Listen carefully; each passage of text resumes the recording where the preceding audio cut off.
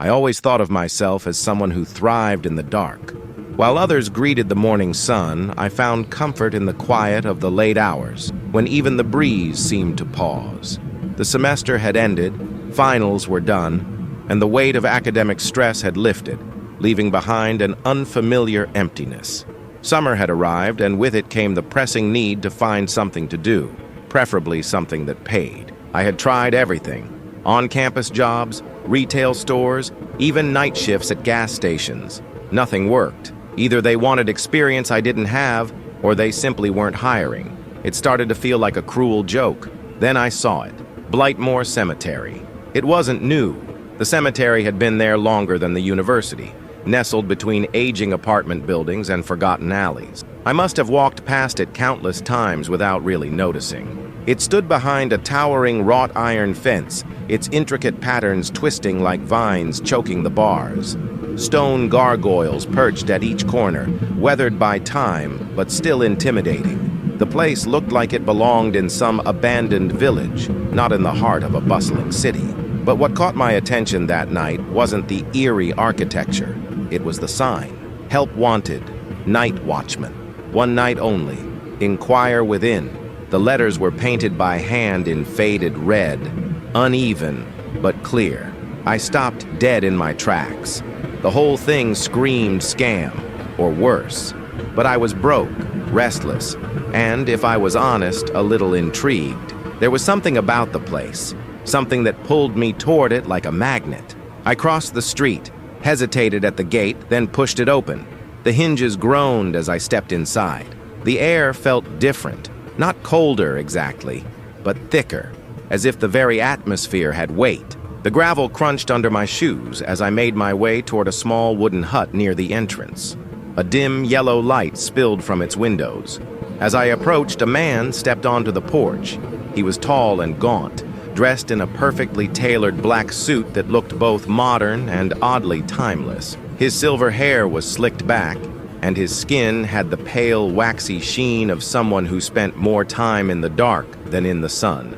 "Good evening," he said, his voice smooth and low, like embers smoldering in a fireplace.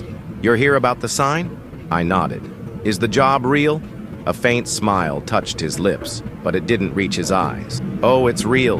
One night's work, simple tasks. In exchange, you'll receive $2,000 in cash, tonight, if you accept." My eyebrows shot up. 2,000? For one night? Indeed. But the job comes with responsibilities. I waited for him to explain. He didn't. "What's the catch?" He gestured toward the hut. "Come inside. Let's discuss it." The interior was surprisingly cozy. Wooden floors, a small table with 2 chairs, a teapot still steaming. The walls were lined with bookshelves, though most of the titles were in languages I didn't recognize. The air smelled faintly of lavender and old parchment. He motioned for me to sit, then took the seat across from me. "I'm Mr. Ulrich. I've been the caretaker of Blightmore Cemetery longer than you've been alive. But tonight I need someone to take my place, just for one night. Why can't you do it yourself? A personal matter. One I can't postpone. But the cemetery cannot be left unattended, not tonight." His tone was calm, measured, too measured, as if he'd memorized every word. "So what does a night watchman actually do? Lock the gates, keep watch, follow certain traditions. You'll receive a sealed letter when you start your shift. It will explain everything." "Traditions? Protocols," he corrected quickly, as if brushing away dust. "Old-fashioned perhaps, but necessary." It all sounded absurd, yet I couldn't shake the feeling that this was serious. I wasn't superstitious. I didn't believe in ghosts or curses or any of that. But $2,000 was $2,000. "What time do I start?" 7 p.m. You'll arrive tomorrow evening. The key will open the gate and the caretaker's hut. Your payment and instructions will be waiting inside. Follow them precisely. His voice carried a finality that discouraged further questions. He stood, walked to a wooden drawer, and pulled out an old brass key on a heavy ring, placing it on the table between us. "Do we have a deal?" I hesitated. Every instinct told me to walk away, but before I knew it, I was nodding. "Yeah, one night." His smile returned, still not quite reaching his eyes. "Excellent. I'll see you tomorrow then." I pocketed the key and left, the gate clanging shut behind me. That night I barely slept. My mind kept drifting back to the cemetery, to Mr. Alrek's pale gaze and his impeccably pressed suit, the way he'd said, "Not tonight." The next day dragged on forever. I tried to distract myself with chores, books, even video games, but nothing worked. Every tick of the clock seemed louder than the last. As the sun began to set, I grabbed my backpack, tossed in a flashlight, some snacks, and headed out. I arrived at the cemetery at exactly 6:45 p.m. The gate loomed before me like the entrance to another world. I inserted the key, pushed it open, and stepped inside. The hut was just as I'd left it. On the table where the teapot had been, now sat a plain white envelope with my name written in bold black ink. Beside it, a stack of crisp $100 bills. I didn't bother counting them. I didn't need to. My hands trembled as I picked up the envelope. The paper felt ancient, rough beneath my fingers. I slid a finger under the seal and pulled out a single sheet of parchment covered in Mr. Alrek's elegant looping script. To the watchman, tonight you stand in my place. As agreed, you must remain within the cemetery until dawn. Do not leave. Do not open the gate for anyone, no matter what they say or how they appear. First, there are rules. They are not optional. Second, the gate must be locked by 7:07 p.m.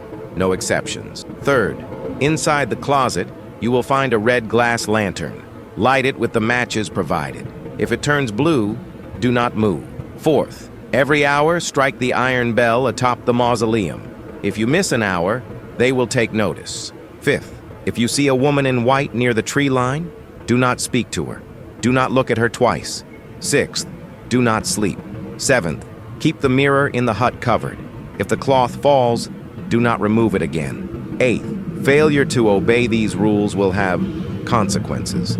Severe ones. Good luck. Ulrich. My pulse quickened as I folded the letter and slipped it back into the envelope. This wasn't just strange anymore. It was something deeper, something ancient. I tried to laugh it off, but the sound died in my throat. I opened the closet and found the lantern, the matches, and the cloth-draped mirror Mr. Ulrich had mentioned. Everything was exactly as described. I lit the lantern and watched the red glass glow. The clock struck 7. I stepped outside, locked the cemetery gate with a heavy thud, and turned back toward the hut. The night had begun. The moment the gate locked into place, the air seemed to thicken, not with cold, but with something heavier, something alive. The red lantern cast long, wavering shadows across the gravel path. The cemetery, though silent, no longer felt still. The headstones seemed to lean slightly toward me as if listening. The trees appeared to have inched closer, their branches twisting like skeletal fingers. I returned to the hut without rushing, but without lingering either. My gaze flickered to the mirror on the far wall, still covered by a thick canvas sheet. The cloth trembled faintly, as if stirred by a breeze, though the windows were shut. I looked away. The floorboards creaked as I moved toward the closet. That's when I noticed the small leather pouch I hadn't seen before. It was heavier than it looked. Inside was a brass bell, smaller than the one atop the mausoleum, along with a folded note. The paper smelled faintly of ash, and the message was typed, not handwritten. You'll need this before the night is over. The bell is not for show. When you hear whispers, ring it 3 times. No more, no less. No signature, no explanation. I set the bell on the counter and glanced at the clock. 7:28 p.m. Time crawled. My phone had no signal, no Wi-Fi. The screen showed nothing but grayed-out bars. Resigned, I pulled out a notebook and copied down the rules, as if writing them would make them less absurd. Then, just to break the suffocating silence, I read them aloud. Lock the gate by 7:07. Keep the lantern red. Ring the bell every hour. Ignore the woman in white. Stay awake. Don't uncover the mirror. Hearing my own voice made the rules feel more real, which somehow didn't reassure me. It was like reciting a prayer I didn't believe in, just in case something was listening. At like p.m. I stepped outside and followed the gravel path up the gentle slope to the mausoleum. The structure looked older than the rest of the cemetery, its stone stained with moss, its iron door rusted shut. At its peak hung a tarnished bell suspended by a frayed rope. I pulled it 3 times. The dull chimes echoed through the cemetery like ripples across a still pond. After the 3rd toll, something answered. A low, distant groan from somewhere deep within the ground. I froze, holding my breath. The sound didn't come again. I made my way back to the hut, trying to rationalize what I'd heard. Old buildings settle. The wind plays tricks. Maybe it was an animal. I flipped through one of the strange books on the shelf, hoping to distract myself. The text was handwritten in a script I couldn't decipher, but one illustration caught my eye. A person standing inside a circle of what looked like salt or ash, with shadowy figures lurking just beyond the barrier. The caption read something like, "Safety lies within the forgotten line." At 9 p.m., I rang the bell again. This time, there was no groan, no sound at all. I started to relax. Maybe this was all just theater, some elaborate tradition passed down by eccentrics who took their jobs too seriously. I began to think of Mr. Ulrich as an old man, clinging to rituals he didn't fully understand. At 9:47 p.m., the lantern flickered. I almost didn't notice. I was sketching in my notebook, sipping flat soda, when something in my peripheral vision made me turn.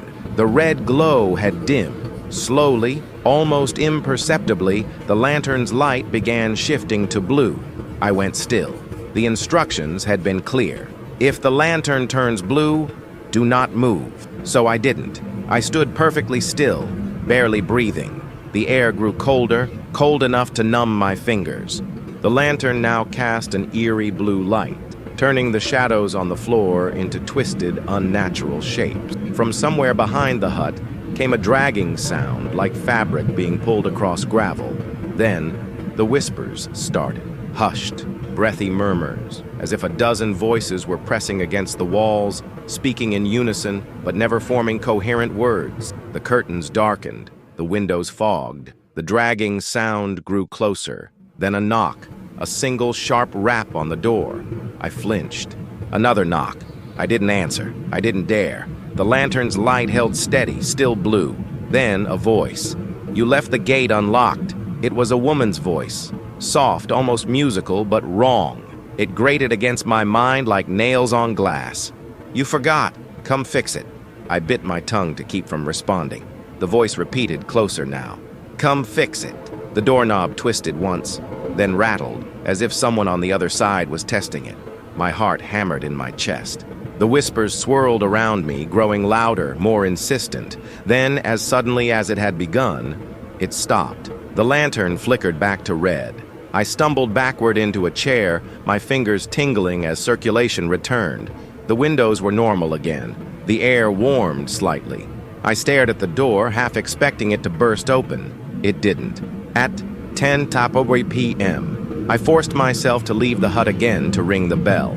Every step felt like wading through syrup, each movement watched by unseen eyes. Halfway to the mausoleum, I caught a glimpse of movement near the tree line.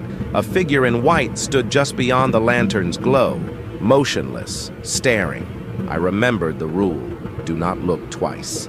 I kept my gaze fixed ahead and rang the bell, then hurried back to the hut, my eyes locked on the ground. Inside, I bolted the door and pressed my back against the wall. I told myself I was imagining things, that stress and exhaustion were making me see things. But the lantern had turned blue. The voice had spoken. The whispers hadn't been in my head. And then I remembered the 5th key, the one I hadn't used yet. I pulled it from my pocket and examined it. It was smaller than the others, with a strange triangular bow. I searched the hut, checking every drawer and cabinet. Nothing was locked. Then I noticed the floorboards. In the far corner, one section looked different. The wood darker, the seams tighter. I knelt and tapped it, hollow. With effort, I pried it open. Beneath it was a small wooden box with a metal latch and a triangular keyhole. I unlocked it. Inside was another letter, shorter than the first. "If you found this, the mirror's cover has slipped. Do not replace the cloth. Do not speak to your reflection. It will answer." I turned slowly toward the mirror. The cloth lay on the floor. The glass was uncovered, and the face staring back at me wasn't mine. It was a version of me, pale, hollow-eyed, dressed in a rotting suit identical to the one I wore. It smiled, I backed away, my pulse roaring in my ears, and threw the cloth over the mirror. The reflection had moved, just a slight twitch at the corner of its mouth, but it was enough. The rest of the night passed in a blur of terror. I paced the hut, reciting the rules like a mantra. Every hour I forced myself to ring the bell. Every time the lantern flickered blue, I froze. The woman in white appeared twice more. Each time, she was closer. At 10 hours a.m., I noticed the brass bell in the pouch had begun to hum, vibrating faintly in my hand. Then I heard it again, the dragging sound. I gripped the bell and rang it 3 times. The noise stopped. The lantern flared red. For a moment, everything was still, but I knew it wasn't over. The red lantern sat on the desk, its glow steady, but I didn't trust it. After everything that had happened, I knew it was only a matter of time before the blue returned. I kept my eyes on the lantern, my ears straining for every creak, every rustle, every imagined whisper, slithering beneath the silence.